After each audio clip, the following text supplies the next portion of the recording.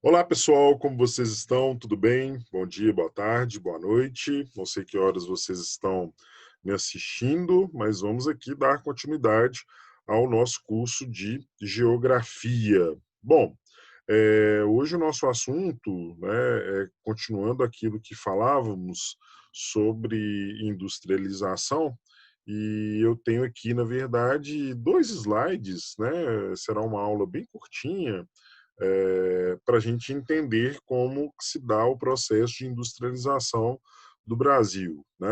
Todos sabem, o Brasil, novo país industrializado, né?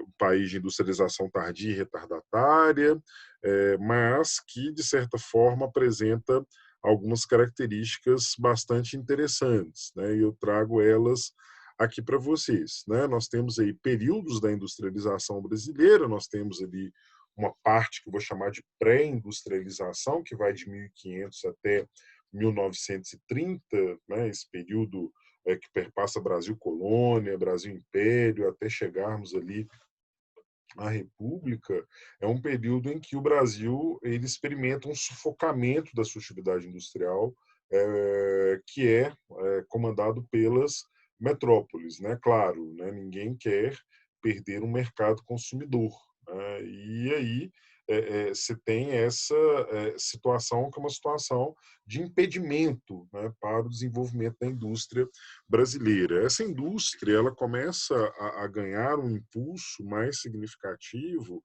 a partir da década de 1930 com Getúlio Vargas, né? Que você tem ali o que eles chamam de programa de substituição de importações. Qual que é a ideia? O Brasil precisa reduzir as importações, porque a redução das importações significaria ganhos à balança comercial, ou seja, nós perderíamos essa lógica do déficit, né, e entraríamos na lógica do superávit. Né? Para isso é preciso desenvolver uma indústria de base. Né? E aí o Brasil tem três indústrias aí nesse cenário que são muitíssimo importantes, que é a Companhia Vale do Rio Doce e a Petrobras, além da CSN, né?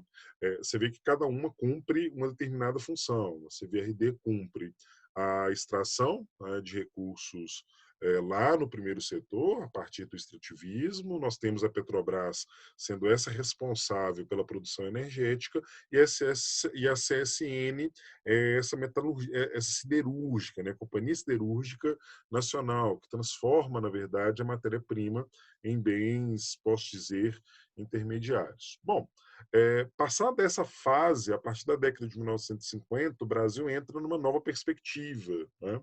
E essa perspectiva, ela já começa a funcionar dentro de uma lógica de abertura, né? Nós começamos a receber muitos investimentos externos, muitas indústrias automobilísticas se instalam no Brasil. Nós problematizamos isso lá na aula de transportes, né, que isso foi bom, mas por um outro lado nós tivemos perdas significativas, né, principalmente no que diz respeito à diversificação dos nossos modais. O plano do JK é muito ambicioso, né, 50 anos em 5, mas ele acaba sendo responsável por um aumento significativo da nossa dívida externa, né? Além desses problemas que acabam surgindo quando temos esse processo que leva à abertura, né, ou as primeiras aberturas da economia brasileira para investimentos externos. Né? O JK ele tem, na verdade, no imaginário, né, do cidadão brasileiro, um espaço muito bem guardado, né? E de fato deve ter, né? Apesar de que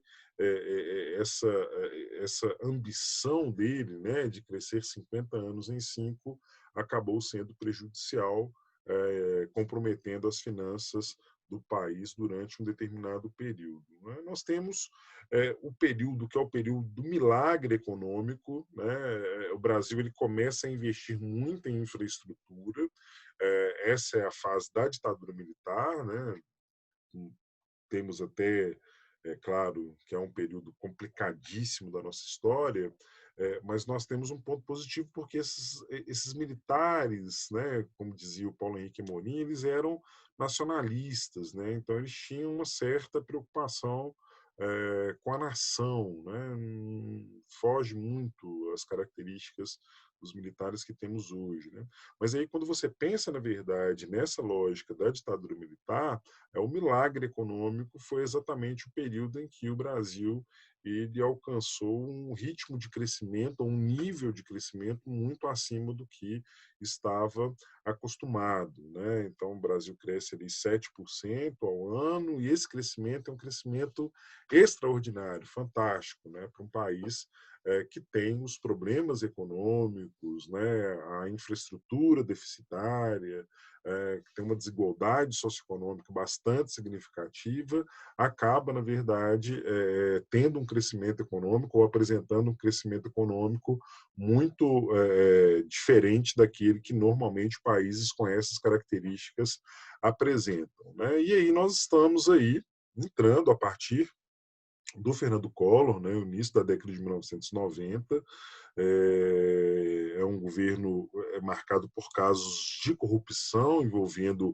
o PC Farias, mas é um período da industrialização brasileira que talvez seja o mais complexo. Não posso dizer complexo, posso dizer o mais problemático, porque é nesse período que a gente começa a perceber mais claramente as mãos do capitalismo financeiro, né? Quando você tem um processo de privatização, um processo de terceirização das atividades dessas empresas privatizadas avassalador, né? E essa produção, né, com base no capitalismo financeiro, nós vamos denominar de neoliberalismo, ela acaba sendo um puta problema, porque, primeiro, né, a gente começa a perceber que o Estado diminui a sua capacidade de intervir, inclusive no bem-estar do cidadão, no bem-estar da sua população, e você tem praticamente as medidas e até mesmo projetos de leis e outras ideias partindo da cabeça de economistas, né? Então, quer dizer, é quando você tem essa não posso falar substituição, quando eu tenho, na verdade, a cooptação. O Estado, na verdade, ele é cooptado pelas grandes corporações financeiras, né? Se vocês tiverem curiosidade, lá no canal da Boitempo tem um vídeo do professor David Harvey explicando isso de maneira muito, mas muito brilhante, né? Mostrando como que você tem esse processo em que a política ela é dominada, ela é cooptada pelo chamado mercado financeiro pelas grandes corporações financeiras, né? A História das Coisas também vai falar um cadinho disso com vocês. E essa fase é a fase que nós estamos vivendo, né? Ela começa, né, na década de 1990, vocês veem aí que coincide mesmo, né? Nós estamos falando de globalização já, e aí você tem, na verdade, esse processo que é o processo que leva a privatizações e também a terceirização dos serviços dessas empresas que são privatizadas. E aí, para a gente finalizar essa discussão de indústria, né, que é uma discussão densa, uma discussão pesada, cheia de tópicos a serem trabalhados, né, mas aqui sobre industrialização brasileira, mais uma vez, eu trouxe um mapinha aqui, né, e esse mapinha é para mostrar a vocês como nós temos a distribuição das indústrias no território brasileiro, né? E aí, essa distribuição é uma distribuição bastante significativa, né? Inclusive aqueles fundados a partir de 1995. Como que está a distribuição dessa indústria atualmente? Bom, você vê, na verdade, que a região litorânea ela tem essas chamadas indústrias, né?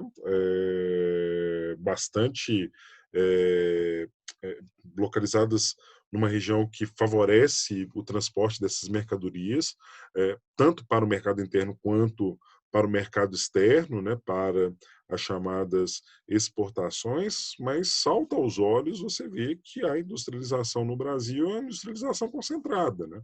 Isso acontece em praticamente todos os países subdesenvolvidos, né? A industrialização, ela é uma industrialização concentrada.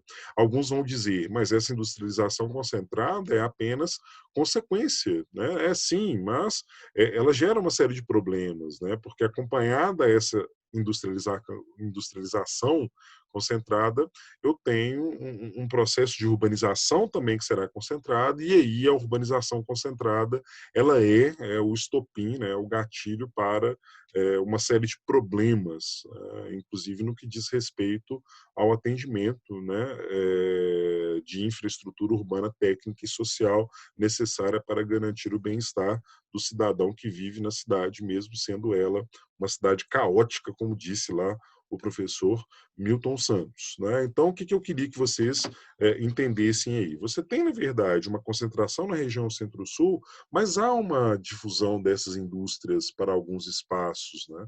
Então, chama muito a atenção esse trecho aqui, né, que é o trecho da Zona Franca de Manaus, né, que hoje não existe mais a Zona Franca, mas nós temos em funcionamento o PIM, que é o Polo Industrial de Manaus. Eu levei, na verdade, a indústria para lá pensando em duas situações: integrar aquele espaço ao território brasileiro, às demais regiões brasileiras, e, num segundo momento, a minha intenção é inverter não, alterar o fluxo migratório que saía praticamente fixo do Nordeste para o Centro-Sul, né? A intenção, então, é levar essa galera lá para a região Norte, né? E nada mais interessante, né? Para a atração de um determinado conjunto populacional do que o desenvolvimento econômico que é dado por essa industrialização. Muita atenção para essa Zona Franca de Manaus. Tá? Nós temos o Polo Industrial de Camaçari, na Bahia, que também é muitíssimo importante, né? O Nordeste, nos últimos anos, ele começa a dinamizar a sua economia e começa a atrair várias indústrias para dentro do seu território, né? Então, você tem ali um processo de dinamismo dessa indústria que não fica apenas concentrada dentro dessa região que eles chamam de região concentradora mesmo, né? Ela que vai, de certa forma, absorver praticamente todas as atividades que estão no seu entorno, né? O Roberto Lobato Correia, que é um professor de geografia ótimo da UF, ele vai falar que nós temos aí nessa região onde estão concentradas as indústrias, a chamada core-área brasileira, né, que seria esse coração, esse centro, né?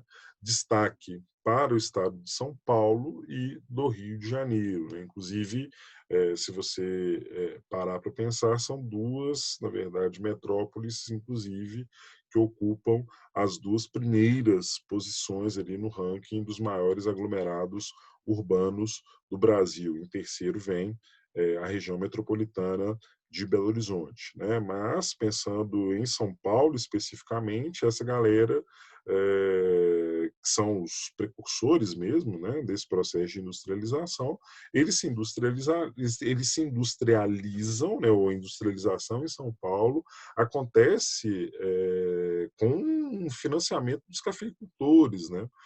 O pau estava quebrando lá no que diz respeito à economia cafeeira, e esses caras, os donos das grandes produções, acabaram transferindo verba para o desenvolvimento de infraestrutura, logística, né? E aí você tem ferrovias surgindo no estado de São Paulo, né? Na figura importantíssima do Barão de Mauá, tá?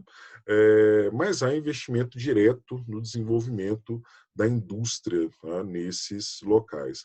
É interessante a gente pensar que a indústria brasileira também cumpre um papel muito importante no que diz respeito ao fornecimento de materiais para a agricultura, né? Então, hoje essa indústria, hoje não, né? A indústria ela assume também um papel muito importante nessa dinamização de outras atividades econômicas dentro do nosso território, exatamente por conta dessa capacidade de produção de maquinários e também de insumos. Beleza, pessoal? Bom, fechando essas ideias aí, há ocorrência nas demais unidades da federação, mas como vocês veem, em menor quantidade e menor capacidade de produção. Apesar de não apresentar grande diversificação, a indústria brasileira ela é uma indústria muito dinâmica, né? Levando em consideração o conjunto dos países que está na América Latina, né? E impulsionou um processo de urbanização e todas as suas consequências socioespaciais, tanto positivas quanto negativas. Ok? Bom, pessoal, ficamos por aqui. Muito obrigado. Mais um momento de encontro remoto nesses tempos sombrios de pandemias e de governos fascistas. Mas continuemos a luta, ok? Muito obrigado, um abraço, até a próxima.